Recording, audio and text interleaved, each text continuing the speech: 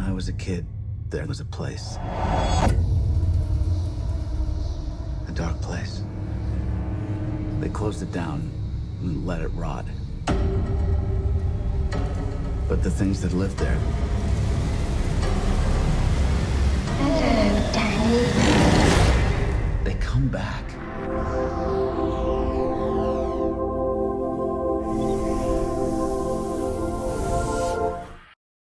Were there any concerns for you stepping into a continuation of another sort of iconic film, and with Stephen King being the author, were there any thoughts or hesitations for you on this?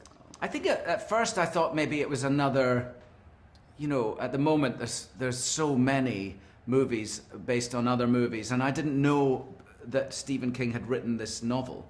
So at first I was a little skeptical, I think. I thought, oh, are we making up a follow-on movie to The Shining? But once I realized that Stephen King had written this novel, and that he wanted to take the characters, or Danny and his mum and some new characters from The Shining, and to follow that story forward, then I was much more interested in it. And he's written a very beautiful book, and it's very, very.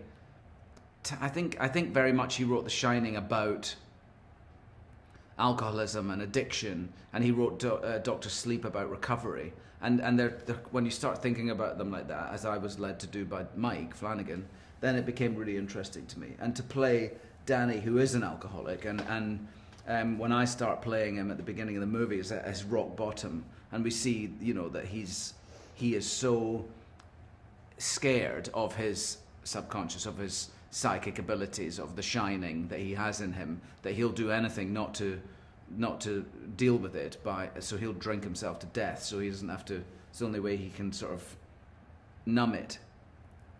And then something happens which makes him realize that there's another calling, and he has to do something else, which is more worthy than drinking himself to death. Not many ride the bus this far north. You're running away from something?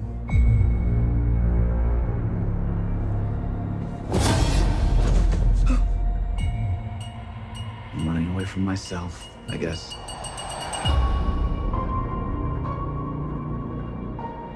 Hi. You can hear me. You're magic. Like me. I don't know about magic. I always called it The Shining. So there are themes of returning to your past to set your future up.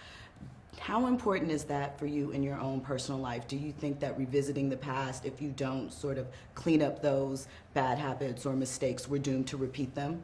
I think you have to be aware of, you have to have an awareness about them, and how you find that awareness of them is your path, isn't it? It's not for me to say how anyone should do that, but I think it's probably true. We need to be aware of the things that the mistakes we've made in order not to make them again. Thing about this role and taking on this film. I mean, I like very much the recovery aspect of it. The fact that we see Danny at the very beginning of the film absolutely out there and lost, and then he finds recovery through a couple of characters that he bumps into, and then we watch him leading his life into sobriety. I was interested.